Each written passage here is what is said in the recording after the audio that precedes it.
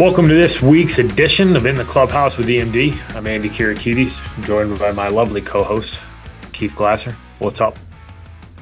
Nothing. What's up with you? Just doing it. Throw me off when you don't ask me how I'm doing. What's that? Said it throws me off when you don't ask me how I'm doing. I'm usually ready to say, great, how are you? And then you say, I pause for a second. I don't know what I'm doing. Yeah. It's like when I order home fries. No. Yeah, I order home fries at breakfast. See, I just glitched out there. I glitch out every time.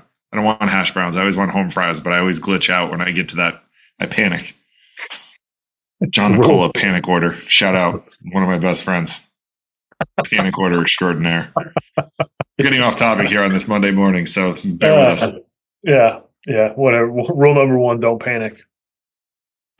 All right, so this week's topic is we're going to give some tips. Just a few tips we're going to throw out there around capturing some video during the season. So I'm going to kick it over to you to Coach Glass. What do you got for some tips? Video during the season.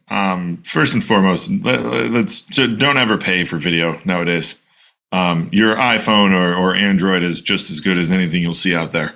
But in-season stuff, a lot of it still holds true from what you want to see from a pitching and hitting standpoint. You're going to want to see the open side, both from hitting and pitching. So if you're a right-handed pitcher, we're going to want to see things from the third base side, and then behind home plate so that we can see trajectory of pitches and balls. It can be a little bit dicey when you have umpires, and if the backstop is 8,000 feet away. But hitters, same thing. If you're right-handed, I want to see you from the first base dugout so that I can see what that looks like. I want to see ball trajectory. What to avoid: being hundreds of thousands of feet away from hitters or pitchers. Like people, and it still happens, but you get videos from like center field. Like I get it. Like you probably don't want to be around a lot of people, mom and dad, while this is going on, but I can't tell how good your son's swing or arm looks like from 390 feet away.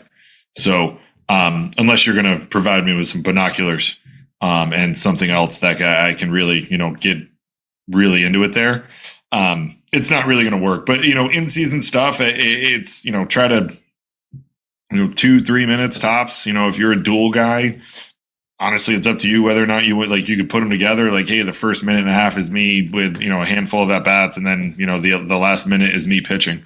Or if you want to do it separately so that you mash it up at the end, that's fine too. I guess it would depend on how good you are at, editing those things together. So, but you want to see open side, you want to see ball trajectory, ball flight. You want to be able to see all those things.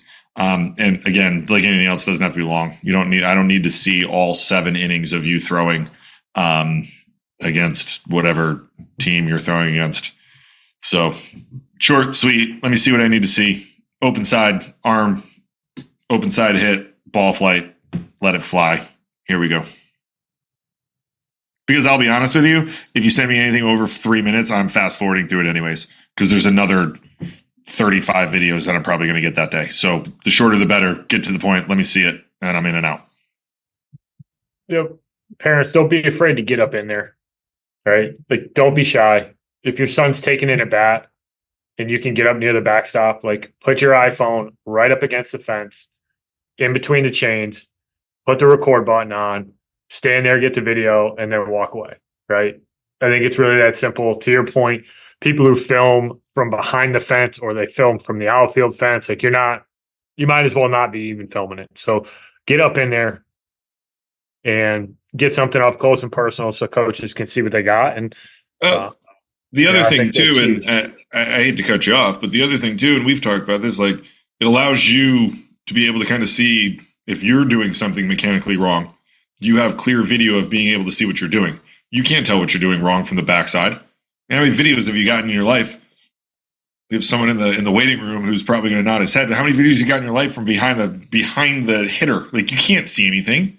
What are you doing? I can't see what your hands are doing. I'm just watching your back. Awesome. Thanks for the video. Get all up in it. Don't be scared. Check your pulse. The other tool that I do see a lot of parents using, I think it's pretty nifty, and is the GoPro, and they'll attach it to the backstop and you can just let it run and it'll collect the video for the whole time. Like that's a decent way to go if you want to get video and you don't want to stand there. You know, if you wanted to invest in something, that might be a way to go. But my experience, iPhones, they're easy. You can stitch the video together. So if you get your 3 at bats, you could get, pull them all into one video, nice and clean, upload it to YouTube, post it on Twitter, so on and so forth. Pretty clean, pretty simple. And yeah. Yeah, Twitter, flat ground apps, flat ground bats. It's free.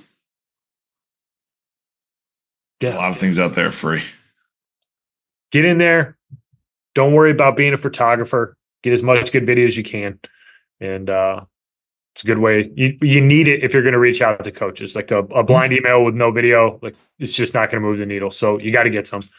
So go ahead and get yourself some in-game video. Don't be scared to get right up in that backstop. Go from there. Anything else? Nailed it. No. All right. Thanks for listening, everybody. Tune in next week. Thank you for listening this week. If you're watching on YouTube, go ahead and hit that subscribe button and smash that like button for us. Check us out on Apple Podcasts, Google Podcasts, as well as Spotify. You can follow us on Twitter and Instagram at EMD Baseball. If you want to find out what me and Keith do to help families and players navigate the recruiting process, go ahead and check us out on emdbaseball.com. Take a few minutes to check out our new online academy. I promise you'll get some good information out of that. Thanks again for listening. Check in with you next week.